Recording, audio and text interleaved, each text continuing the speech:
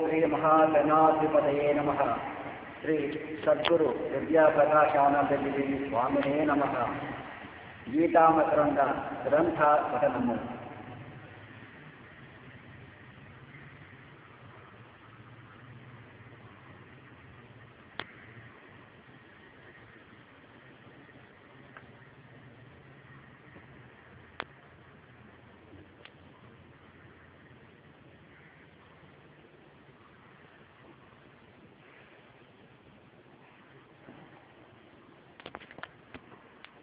గీతా మకరందము సాంఖ్య యోగము 11వ శ్లోకము. శ్రీ భగవానువాచ అశోచ్యాన్ అంగశోచస్వం ప్రజ్ఞావాదాంశ్చ భాషతే గతాసూన్ అగతాసూంశ్చ నాను శోచంతే పండితాః. శ్రీకృష్ణ భగవానుడు చెప్పను, ఓ అర్జున, నీవు శోకింపదగిన వారిని గురించి శోకించితివి, పైగా బుద్ధివాదముతో కూడిన వాక్యమును కూడా పలుకుచున్నావు.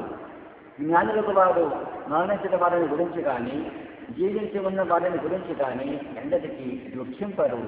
వ్యాఖ్య. గీతాబోధ ఈ శ్లోకము నుండి ఆరంభమవుతున్నది కనుకనే గీతాశాస్త్రమునకు ఈ శ్లోకము బీజము అని చెప్పబడినది. అస్య శ్రీ భగవద్గీతా శాస్త్ర మహామంత్రస్య అశోచాన్ అన్వశోచస్వమితి బీజం. వృక్షమంతయు బీజమందు ఇమిడి ఉన్నట్టు గీతా తత్వమంతయు ఈ శ్లోకమందు ఇమిడి ఉన్నది.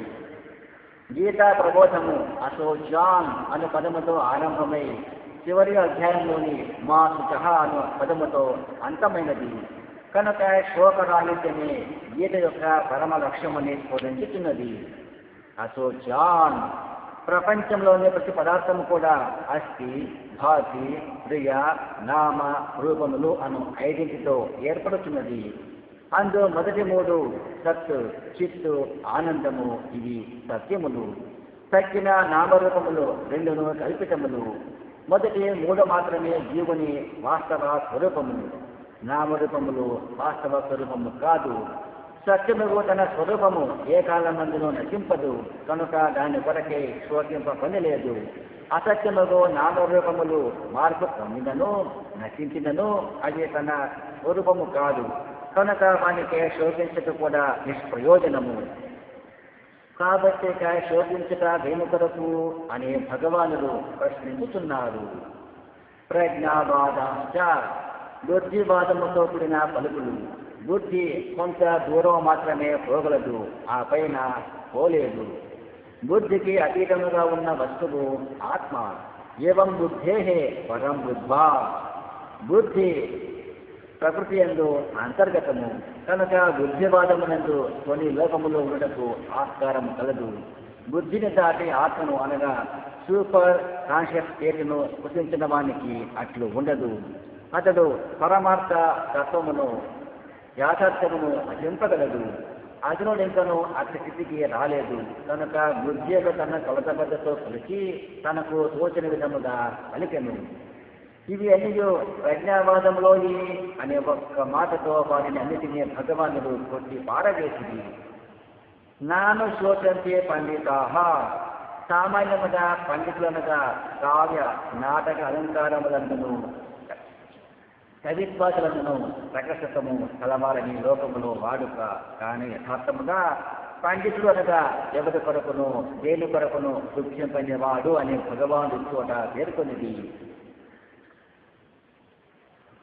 గతాసూన్ అగతాసూంశ్చ నాను శోచంతే పండితాః. ఇంతేకాదు జ్ఞానాగ్నిచే సమస్త కర్మలను భస్మీభూతము చేసుకున్నవాడే పండితుడు అని 4వ అధ్యాయమందును జ్ఞానాగ్ని దైహ కర్మాణం రమాహుడు పండితం బుధాః. మరియు సర్వజీవులందునూ సమభావం కలవాడే పండితులని 5వ అధ్యాయమందు చెప్పబోవుదురు. ఇట్టి సుగుణములు కలవానికే భగవానుడు పండితుడు అను బిరుదును ప్రసంగుదుడు. కనుక జనులు విద్యా వైదస్యముతో పాటు ఆత్మజ్ఞానమును కూడా కలిగి భగవద్ముక్తముకు పాండిత్యమును సంపాదించి భగవంతునకు ప్రీతిపాత్రులు కావలసి ఉన్నారు. ప్రశ్న. పండితులు అనగా ఎవరు? ఉత్తరము. జీవించి ఉన్న వారిని గురించి కానీ మరణించిన వారిని గురించి కానీ లేక మరే వస్తువుల గురించి కానీ దుఃఖింపని వారే పండితులు. అవతారిక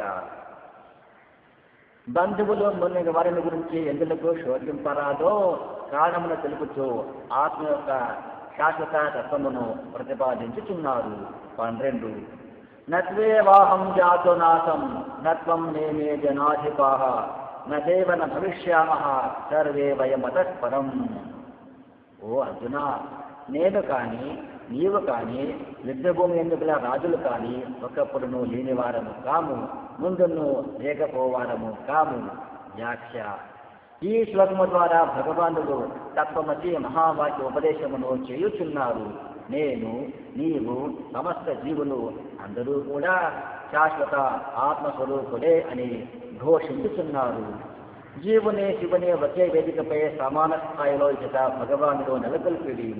ఇది పరమ రహస్యములు, అధ్యాత్మ తత్వము, బ్రహ్మజ్ఞాన సారాంశము. ఏ అర్జునుడు ముల్లోకములను కూడా పునీకరించినంతటి తీవ్ర వైరాగ్య ప్రకృతుడు అగుటచే బ్రహ్మజ్ఞానముకు అధికారి అని అర్హత కలవాడని నిర్ణయించి భగవానుడు మహోన్నతములకు పరమాత్మ సత్యములను అతనికి ఈ విధముగా బోధింప ఉపక్రమించుచున్నారు.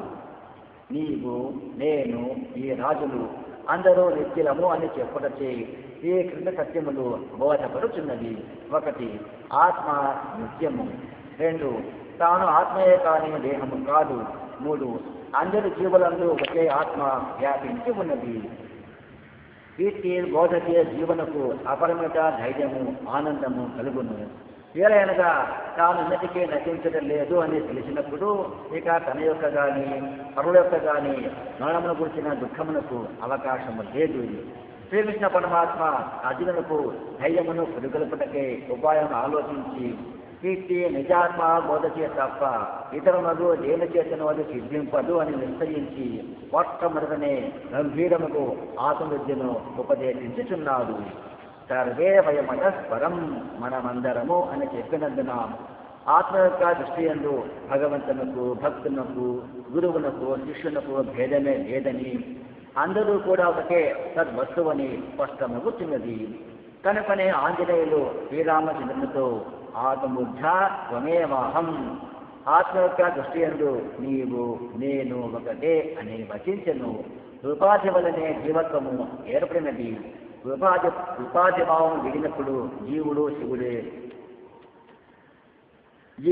శివుడే కాగలడు. శివోహం. కాబట్టి ఇక దేహాదులు నశించులను దుఃఖింప అవసరం లేదు. తాను శాశ్వతముకు ఆత్మ కనుక. మరియు ఎవరూ కూడా తాను అలుపులని దిగులు పడనక్కర లేదు. తాను వాస్తవముగా సాక్షాత్తు పరమాత్మ స్వరూపుడే కనుక. ఈ ప్రకారముగా శ్రీకృష్ణ పరమాత్మ ఒక చిన్న ధర్మస్వరూపునికి విషన్న చిత్తులకు ఆత్మయందు గొప్ప ధైర్య సంచారమును సాధించిరి. ప్రశ్న: జీవుడెవడు? ఉత్తరము: ఆత్మయే కానీ దేహము కాదు. ఆత్మ ఎట్టిది? పూర్వము ఉండి ఉన్నది, ఇప్పుడు కలదు, ముందును ఉండబోగును. దానికి వినాశం లేదు, అది శాశ్వతమైనది. ఈ సత్యము కొందరికి మాత్రమే అన్వయించినా కాదు, స్థితిలికాది బ్రహ్మ పర్యంతము అందరికీ వర్తించును. అందరూ కూడా జగన్న మరణరహిత శాశ్వత ఆత్మ స్వరూపులే అయి ఉన్నారు.